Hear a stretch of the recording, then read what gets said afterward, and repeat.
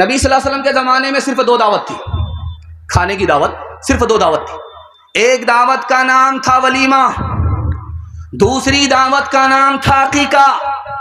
عقیقے کا مطلب ہے کہ باپ اپنے بیٹے کی طرف سے، بیٹی کی طرف سے رشتہ دار کو، غریب کو، دوست احباب کو بلا کر کے دعوت کھلا رہا ہے کہ اللہ نے مجھے بیٹی کا باپ بنایا، بیٹے کا باپ بنایا، اس کا نام عقیقہ ہے۔ نبی صلی اللہ علیہ وسلم کے زمانے میں یہ دعوت تھی۔ ہمارے نبی کے زمانے میں دوسری دعوت، لڑکے نے لڑکی سے شادی کی، شادی کیا اور اپنے گھر لے کر کے آیا اس خوشی میں کہ یار میں جوان رہا، زندہ رہا، میری شادی ہو گئی، اللہ اس کی برکت سے مجھے صاحب اولاد بنائے، گناہ سے بچائے، سکون دے۔ اس خوشی میں اس نے اپنے رشتہ دار کو بلا کر کے دعوت کیا، اس کا نام ولیمہ ہے۔ حضور کے زمانے میں صرف 2 دعوت تھی، لیکن ہم نے کتنی دعوت کا اضافہ کیا آپ سنتے جائیے۔ بچے کا ختنہ ہوگا، ہم نے دعوت کیا، یہ دعوت نبی کے زمانے میں نہیں تھی۔ نیا مکان بنائے، پانی کی طرف پیسہ اڑا دیا، یہ دعوت نبی کے زمانے میں نہیں تھی۔ بیٹی والے کے یہاں گئے، 100 آدمی کو لے کر کے گئے، 100 گاڑی لے کر کے گئے، حلوائی کی دکان، نانا جی کا فاتحہ، یہ دعوت نبی کے زمانے میں نہیں تھی۔ جانتے ہیں مدراس میں قاضی صاحب نکاح پڑھانے کے لیے آئے، رجسٹر جب مکمل ہو گیا تو کہا 3 لاکھ قاضیانہ جمع کرو، اس کے بعد نکاح پڑھائیں گے۔ لوگوں نے کہا، میزبان نے کہا تم بڑے بے شرم قاضی ہو، ٹوپی پہن کر کے داڑھی رکھ کر کے 3 لاکھ کا ڈیمانڈ کر رہے ہو۔ تو اس نے کتنا پیارا جواب دیا کہ ہم سے بڑے بے شرم تو تم لوگ ہو، ایک شادی میں جس کو سادگی سے انجام دینا چاہیے 30 لاکھ روپیہ تم نے پانی کی طرح بہایا ہے۔ جب تم کو شرم نہیں ہے تو ہم کو بھی شرم نہیں، 3 لاکھ قاضیانہ پہلے جمع کرو، اس کے بعد نکاح کرو۔ ہاتھ اٹھا کر کے وعدہ کیجئے پیسے کو پانی کی طرح نہیں بہائیں گے، سادگی کے ساتھ نکاح کریں گے۔ میں گارنٹی لیتا ہوں اللہ آپ کو غنی بنا دے گا، قرض میں نہیں رکھے گا، اللہ آپ کو 10 سال کے برابر 1 سال میں ترقی دے گا۔ ہاتھ اٹھائیے، سادگی کے ساتھ نکاح کریں گے، فیشن کے ساتھ نکاح نہیں کریں گے انشاءاللہ۔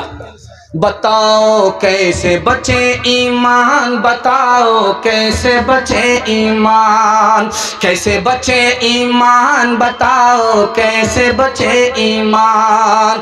رسم تلک اب عام ہوئی ہے، کام ہے کتنا گندا، لڑکی والوں کے ہی گلے میں لگ جاتا ہے پھندا، لڑکی والوں کے ہی گلے میں لگ جاتا ہے پھندا۔ بیچ رہے ہیں یہ لڑکے 2 پیسوں میں ایمان، بتاؤ کیسے بچے ایمان، بتاؤ کیسے بچے ایمان۔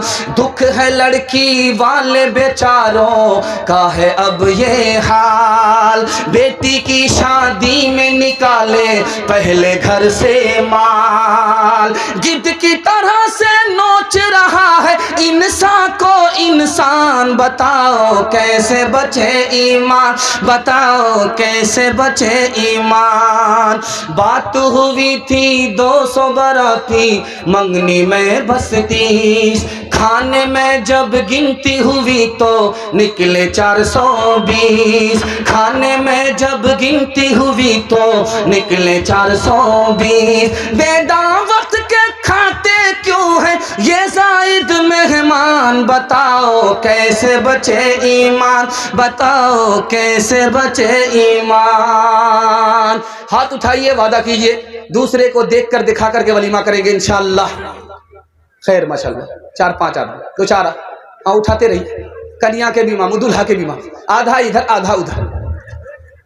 خیر اللہ سلامت رکھے۔ جوانوں کے حوالے سے پیغام، نیا سال آنے والا ہے، ٹھیک 12 بجے دھماکہ ہونے والا ہے۔ یہ غبارہ سیدھا آسمان میں پہنچے گا لیکن جلدی ہی پھوٹ جائے گا، 2024 کے لاسٹ تک نہیں جائے گا یہ، لیکن ٹھیک 12 بجے دھماکہ ہونے والا ہے۔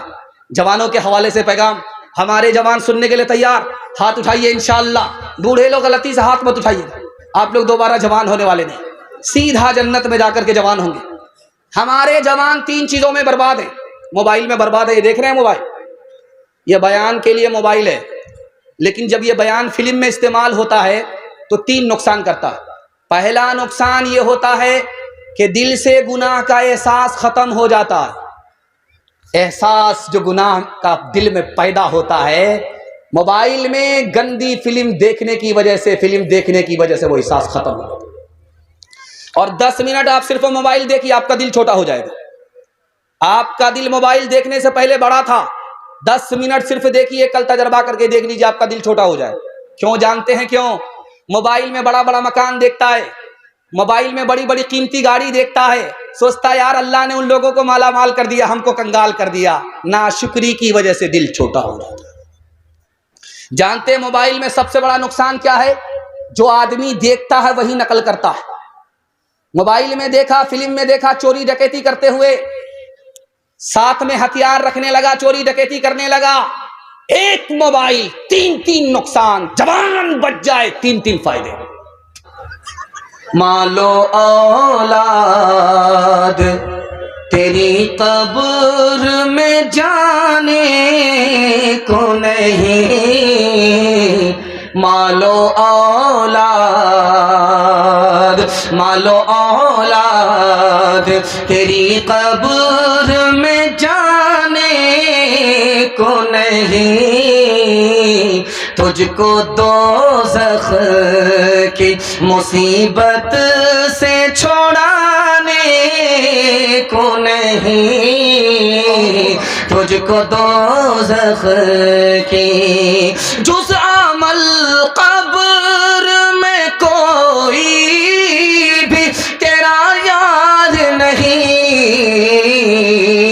کیا قیامت ہے کہ تو اسے خبردار نہیں، کیا قیامت ہے کہ۔ ترقی کا راز دل کی ڈائری پر آپ کو نوٹ کرنا ہوگا۔ تجربے کی عمر نہیں ہے، کتاب میں لکھا ہوا ہے، نقل کر رہا ہوں، لیکن آپ نے عمل کیا، گارنٹی ہے 1 سال میں آپ کو اللہ 10 سال کے برابر ترقی دے گا انشاءاللہ۔ کرنا کیا ہے؟ حلال کمانا ہے، حساب سے خرچ کرنا ہے، گارنٹی ہے۔ مسند رسول پر بیٹھ کر کے میں گارنٹی لیتا ہوں، 1 سال میں اللہ آپ کو 10 سال کے برابر ترقی رکھے گا، غنی بنا دے گا، غریب نہیں رکھے گا انشاءاللہ۔ جب آدمی بوڑھا ہوتا ہے تو اس میں 2 بیماری ہوتی ہے۔ امام بخاری نے لکھا جب آدمی بوڑھا ہوتا ہے تو 2 چیز جوان ہوتی ہے، لالچ، لمبی امید۔ ناتی کے لیے وہ کرتے، پوتا کے لیے یہ کرتے، بڑے میاں کمر جھک گئی ہے، پیر لٹک گیا ہے، لاٹھی پر آ گئے، اپنے لیے کیا کر کے جا رہے ہو، ادھر دھیان نہیں ہے۔ آدمی کنجوسی کیوں کرتا؟ جیب میں گیا، ابھی چندہ ہو رہا تھا، لوگ آئے ہیں، میلہ ٹھیلا میں پیسے کو پانی کی طرح بہا رہے ہیں، لیکن جہاں اللہ کے بینک میں پیسہ جمع ہوتا وہاں پیسہ نہیں نکلا۔ اس کا راز کیا ہے؟ ایک لائن میں بتا رہا ہوں حدیث کے حوالے سے۔ آدمی کنجوسی کیوں کرتا ہے، مکھی چوسی کیوں کرتا ہے؟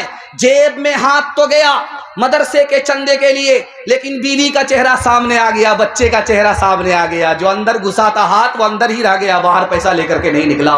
بال بچے کی محبت میں آدمی کنجر، کنجوس، مکھی چوس بن جاتا۔ حضرت عمر نے پوچھا اپنے شاگرد سے، بیٹا جاہل کون ہوتا ہے، مہا جاہل کون ہوتا ہے؟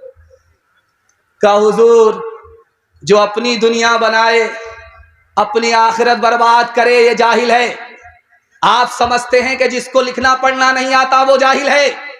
اسلام کی اصطلاح میں اس کا نام جاہل نہیں ہے، جاہل اس کا نام ہے جو اپنی دنیا بنانے کے لیے اپنی آخرت برباد کرتا ہے، اس کا نام جاہل ہے۔ چاہے وہ کتنا ہی بڑا آدمی ہو، کتنا ہی بڑا عالم ہو، اگر وہ اپنی دنیا برباد کر چکا، بنا چکا، اپنی آخرت برباد کر چکا ہے تو اسلام کی زبان میں وہ بھی جاہل ہے، اس کو پڑھا لکھا جاہل کہتے ہیں۔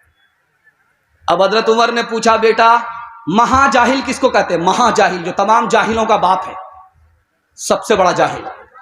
تو کہا حضور پتہ نہیں۔ کہا جو دوسرے کی دنیا بنانے کے لیے اپنی آخرت برباد کرے یہ مہا جاہل ہے۔ دوسرے کی تو دنیا بن گئی، اس بے وقوف کی آخرت برباد ہو گئی۔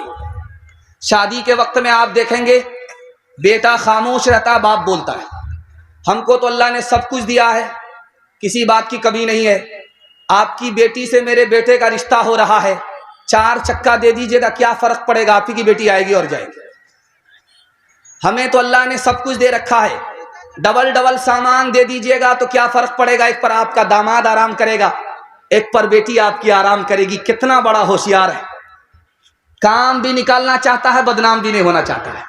لیکن میں سر سینے پر ہاتھ رکھ کر کے آپ سے ایک سوال کرتا ہوں، یہ جو گاڑی ملی ہے کس کو ملی؟ بیٹی داماد کو۔ یہ جو سامان ملا، پلنگ ملا ڈبل ڈبل، کس کو ملا؟ بیٹی داماد کو۔ لیکن اس بانر باپ کو کیا ملا؟ نانا کی ہنڈی۔ یہ دوسرے کی دنیا بنا رہا ہے، اپنی آخرت برباد کر رہا ہے۔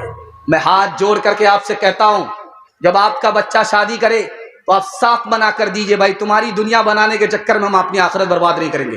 ہاتھ اٹھائیے، انشاءاللہ بیٹا کی شادی فری میں نہیں ہوگی۔